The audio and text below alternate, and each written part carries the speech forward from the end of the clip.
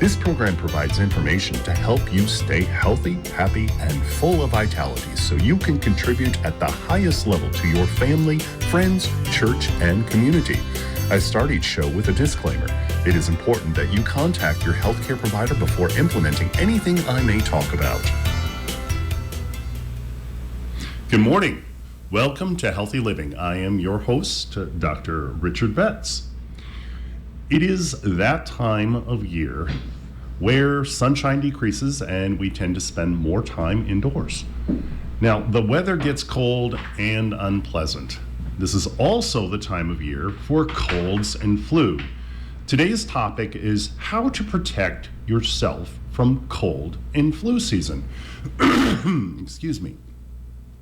Why do more people get colds and flu during this time of year? It is because of viruses and bacteria enjoy propagating easier. Do they stick around and live longer in colder weather?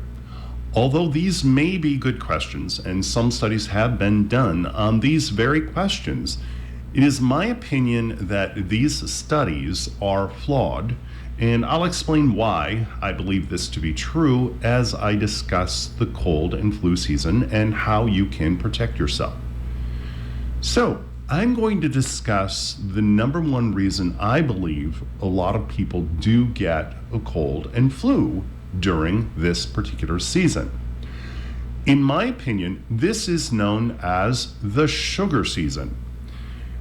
And the sugar season starts from the week before Halloween to Mother's Day. So it's almost 6 months long. Now, the interesting thing is that research shows that sugar depresses the immune system. And depending on a person's current health, the sugar can depress their immune system for 3 to 5 days after eating sugar. People who are on the multiple medications, which are immunosuppressants, because of the toxicity they create in the body, can also depress their immune system for days after eating sugar. Now, those individuals who are healthy may only depress their immune system for 1 to 24 hours if they don't have any vitamin or mineral deficiency. In my opinion, this is the true reason more people get sick during the cold and flu season. Interestingly, no study has been done proving that the increased sugar intake has a huge bearing on whether more people contract a cold and flu virus. Vitamin and mineral deficiency also work into this equation. Sugar has been proven to deplete important vitamins and minerals, specifically, believe it or not, magnesium and calcium. As far as the minerals are concerned, vitamin C, A, D, E, and K, and some of the Bs. Sugar is very, did I say very 3 times? Very toxic to the body. Frequent sugar ingestion can wreak havoc with the body. Overconsumption of sugar creates liver, kidney, heart, and pancreas damage. Now, the great thing about the human body is that even though we create damage on these organs, if the organs have not gone too far into damage, the body can reverse it and the body will heal. This is the great thing about the human body. Now, eventually this damage culminates in a number one disease that maybe many of you or some of you who are listening to the program right now are currently battling, and that is type 2 diabetes. Now, if you are listening to this show and you are diabetic, no matter what your doctor says, there is absolutely no safe amount of sugar to consume. This is an extremely important understanding. In fact, the sugar-free alternatives wreak havoc on the organs I mentioned, as these are man-made chemicals that the body reacts negatively to. Now, many people are told once they are diagnosed with diabetes their body will never heal, and they will always be a diabetic. I can tell you with clinical experience that this is completely untrue, as I have seen my diabetic patients regain health and have to be taken off all of their medications due to the body completely healing. I always share with patients that when your body has the right environment and the right building blocks, it will heal itself. I encourage patients to think about the drugs they are taking.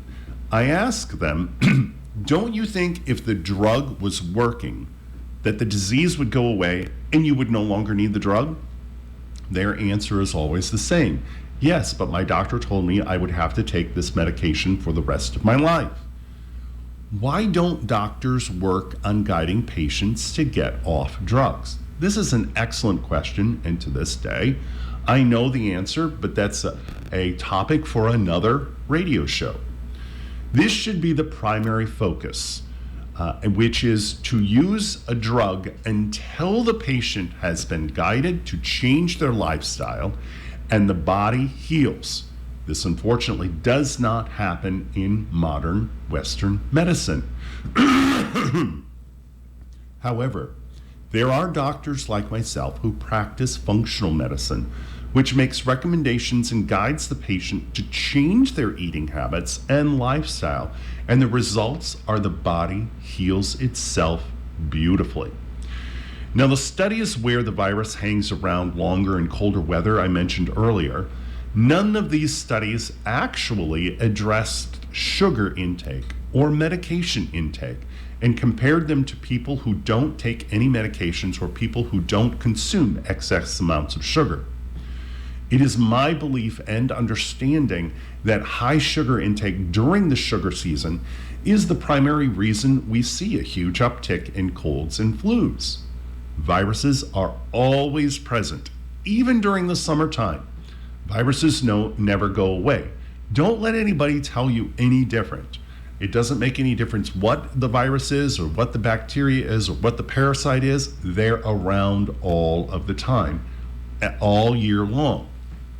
During the warmer periods of the year, we are outdoors getting fresh air and there's plenty of sunshine, which kills virus and bacteria.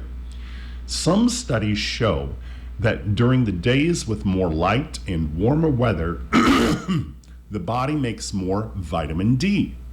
I find this to be untrue since the advent of sunscreen. Even my patients in Florida who were out in the sun daily had very low vitamin D levels.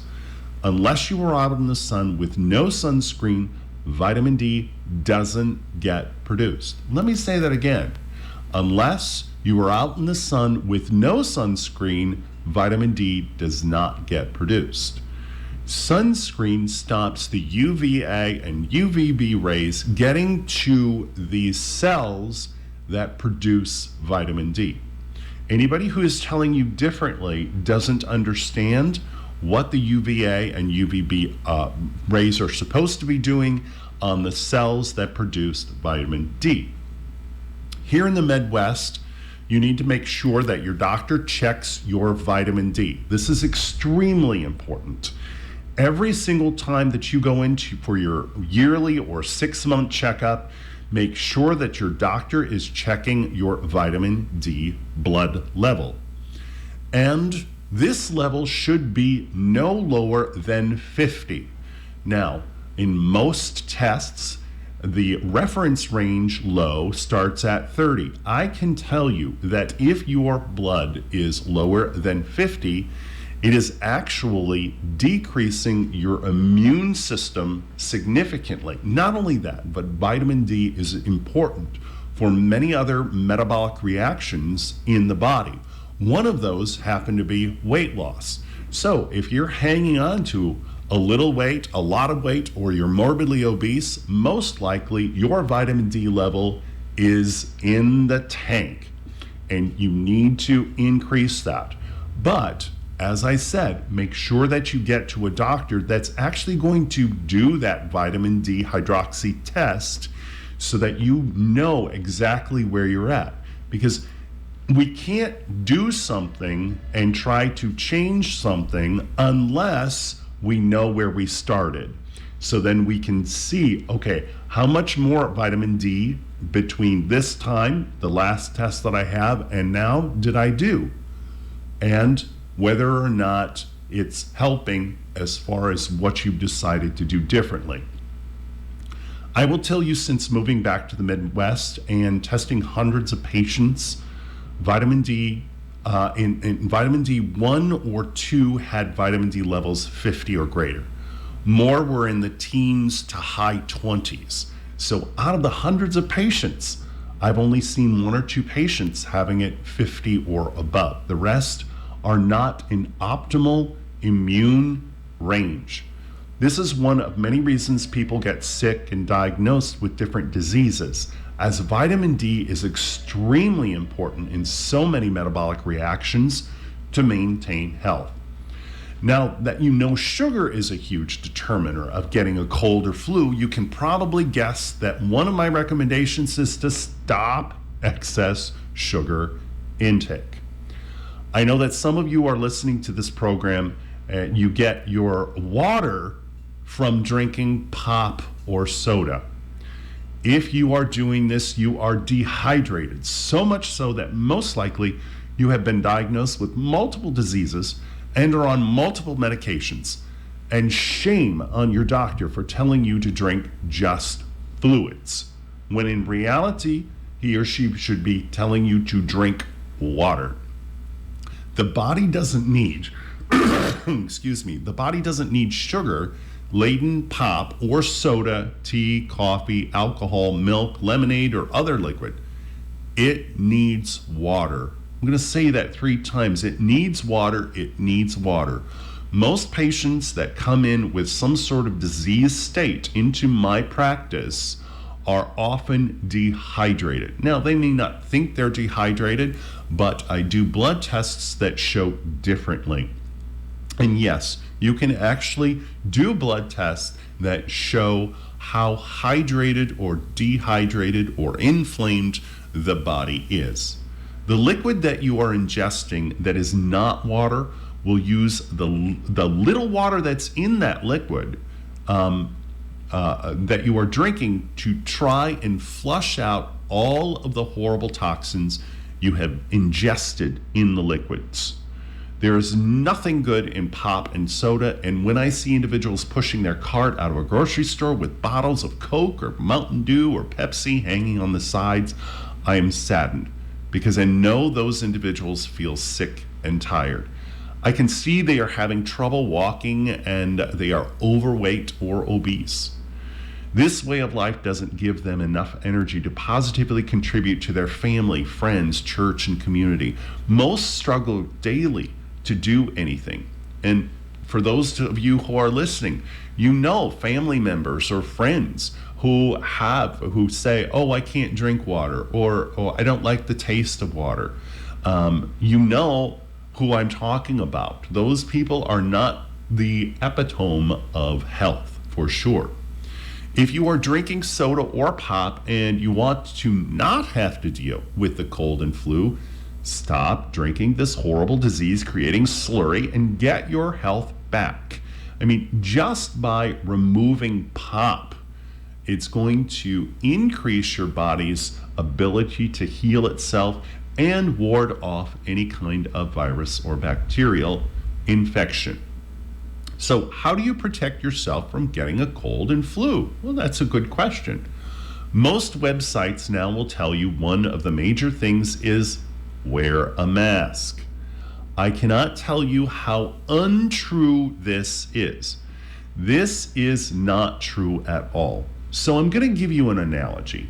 So viruses are extremely small.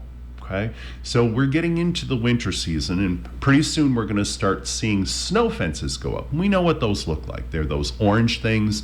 They have thick strands, and they have space in between the strands so that the snow can actually blow through and it gets caught somewhat to stop from drifting on roads, etc. Well, think of it, a virus, okay? First of all, a mask as those snow fences. And then I want you to think of the virus as a mosquito. So if I have a swarm of mosquitoes and there's a bunch of wind, will a lot of those mosquitoes get on the other side of that snow fence? Well, the answer is absolutely yes. So understand that the masks are doing absolutely nothing for a virus. And I know that you've heard that the masks are stopping the virus somewhat. Not really. In the sense that the holes between the strands of the masks are very large compared to the virus. Some of the virus might get banged off, but otherwise it's going to get into your system. The amazing thing about the body is it has a mechanism to help you not get these viruses and bacteria. Now, the next question I have is, if masks aren't going to protect you, what is? The answer is your amazing body has something called an immune system that has been around since man. In fact, every living being on Earth has an immune system. The immune system requires the proper environment and building blocks in order to be at its peak function. As discussed earlier, sugar can depress the immune system. So one of the first things you want to do is remove or significantly decrease ingestion of sugary foods. Anything that is boxed or bagged will have excess sugar. And in fact, a lot of the products have hidden sugars.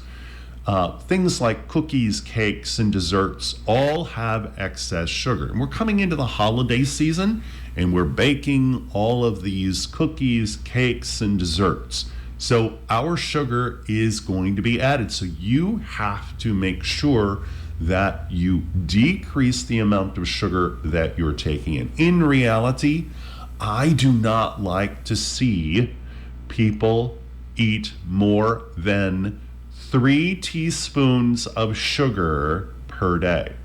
You will get to your optimal health if you only ingest 3 teaspoons of sugar per day. Now, the NIH, National Institute of Health, says, for women, you can eat 6 teaspoons, and men, you can eat 9 teaspoons.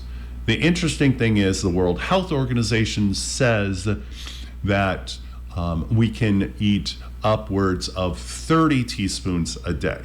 Okay, so these institutions are supposed to be health institutions, and it's not like we don't have an enormous amount of research discussing sugar and how detrimental sugar is to the human body.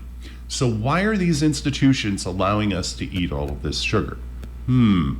That's another question to be answered on another radio show, because the food industry is not there to make you healthy. And I'll just leave it there. There are many foods that you can eat that will provide the body with high quality building blocks, like vitamins and minerals. Specifically, fruits, veggies, and meats. I share with my patients that if it is in a box, can, or bag, don't eat it. So everything that basically is in the center of the supermarket, you want to stay away from. Because not only do you have an enormous amount of sugar in most of those products, you also have different types of man-made chemicals that increase the demand of the vitamins and minerals in order to get detoxification working. And so if we're constantly feeding our bodies not only the sugar but also chemicals that make our bodies toxic, we need to have nutrients in order to counteract those bad toxins. One of my favorite vitamins, and you probably heard this on a regular basis, is vitamin C. Now, vitamin C is amazing for the immune system. Don't wait until you get the disease to start providing your body with vitamin C. Now, Vitamin C, when you get it over the counter, is something called ascorbic acid. Does ascorbic acid work?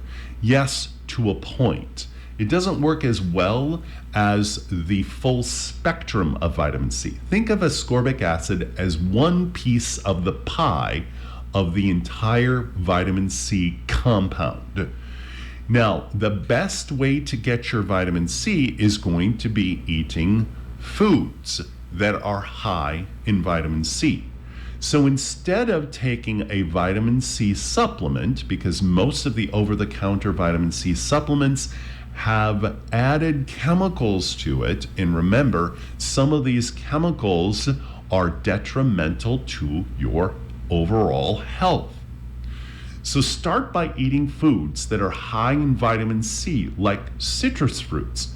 Eat an orange a day. You can go ahead and start providing your body with vitamin C right now, today. Understand that the human body does not create vitamin C. It uses vitamin C on a daily basis and requires relatively high amounts of vitamin C in order to keep optimal health. Unfortunately, our bodies do not make vitamin C. There are some animals that do make vitamin C, but our bodies do not make vitamin C. And so therefore, we need to continuously give our body vitamin C. So a lot of people say, oh, well, rather than eating an orange, can I go ahead and have orange juice? The answer is 100% no. Because the oranges in the orange juice, when they got heated up, when the orange juice got heated up to kill bacteria, etc., it also killed the vitamin C. So you may have experienced when you drink a full glass of orange juice that your body really feels like garbage. It's like, oh, what is that? But I need to drink vitamin C because my doctor or the healthcare professional said, oh, you need to drink orange juice to get vitamin C. No, please don't do that, and understand that I'm not telling you to drink orange juice to get your vitamin C, because it is devoid of vitamin C. In fact, it is devoid of most of the positive nutrients that oranges contain. So the best thing is to eat a piece of citrus fruit on a daily basis, whether it's oranges, grapefruit, etc. Apples are excellent fruits, and right now they are in season. In fact, there are many groves that are still selling their apples.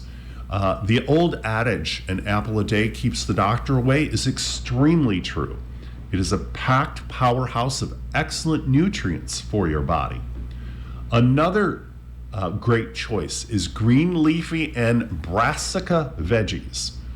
Now, brassica veggies are broccoli, cauliflower, Brussels sprouts, and the like, and all of those are available.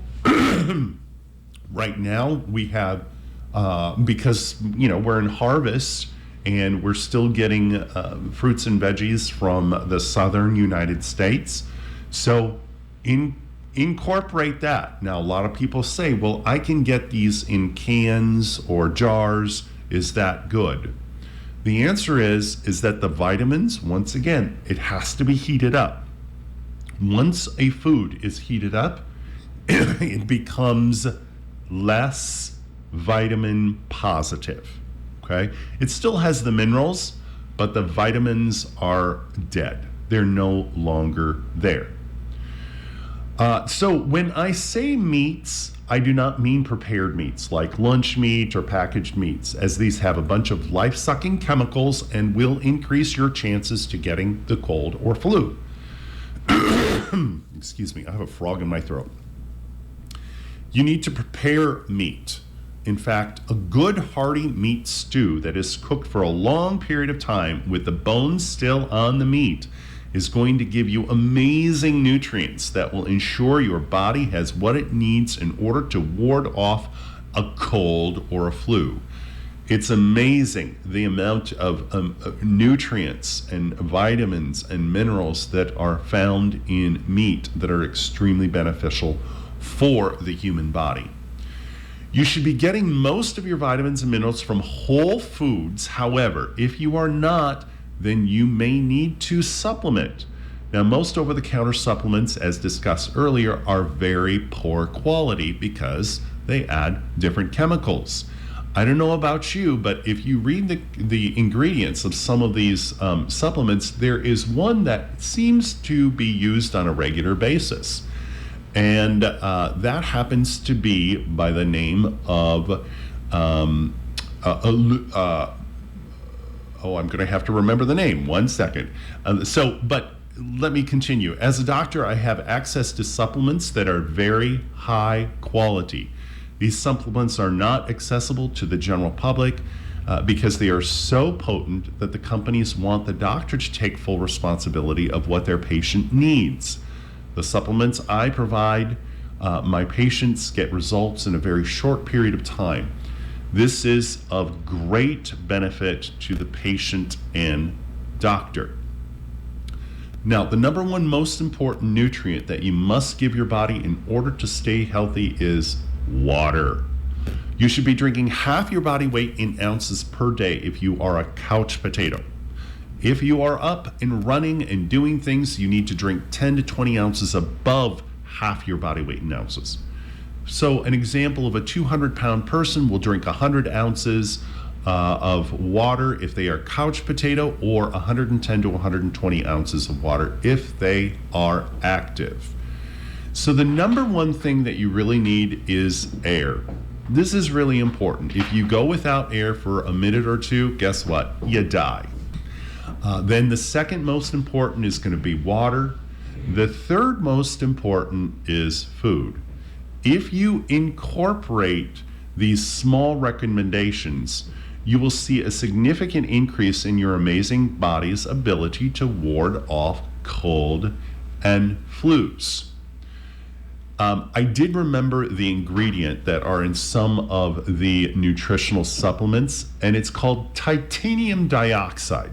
First of all, those of you who may have had a hip replacement or a knee replacement, your metal that they use is titanium. Nowhere in your body for any health or metabolic reactions do you require or have ever required titanium. However, many of the supplements and the ingredients have titanium dioxide in them. Now, some people ask about the flu vaccine. Unfortunately, on a yearly basis, the vaccine shot is at its highest only 30% effective. So why not increase the effectiveness by changing your lifestyle and increase things that will more fully ensure you decrease your potential of getting a cold or flu? Adding some of the recommendations that I've talked about will increase your body's ability to be healthier and fight all virus and bacterial infections. Remember, your body is truly amazing, and it will heal itself if given the right environment and right building blocks. You deserve to be the most optimal, healthy individual you can. Now, if you are interested in having a wellness lifestyle evaluation done by me to determine what vitamins and minerals you are deficient in and would like to work toward becoming healthier and possibly no longer needing medications, I am currently accepting new patients. Now, unfortunately, I have come close to running out of time. I want you to understand that you are the ruler of your own body. You have the capability of 100% healing and or warding off any kind of viral or bacterial infection. Pop, soda, sugar are very, very detrimental to your body. I'm going to use another analogy. I have a car. My car still runs on gas, not electric, but I have a car. If I put, let's just use soda into the gas tank, what's going to happen to the car's engine? It's not going to run. It's going to break down, it's going to get sick, or it could probably die. Think of sugar and the other things that I talked about today, as pouring soda or pop into your gas tank in your car. You know, it's amazing because we take better care of our car most of the time than we do our bodies. So I'd like to invite you to my doctor-supervised weight loss program presentation at my office on Monday, November 7th at 6 p.m. Now, this presentation teaches you how different the DSWP is from other weight loss programs. Seating is limited, so if you would like to attend, please call 563-241-8760 and let my staff know you would like to be added to the attendee list. I hope today's program has given you some things to think about and given you a better understanding on how you can take control of your body's immune system, creating an environment where the body will easily destroy any virus and bacteria. As mentioned, my office is taking new patients, and if you are interested in a consultation, call 563-241-8760. Until next time, strive for healthy living. You're listening to AM 1340 KROS, Clinton, Iowa. FM 105.9. And KROSradio.com. This is Radio Iowa. I'm Matt Kelly, saying he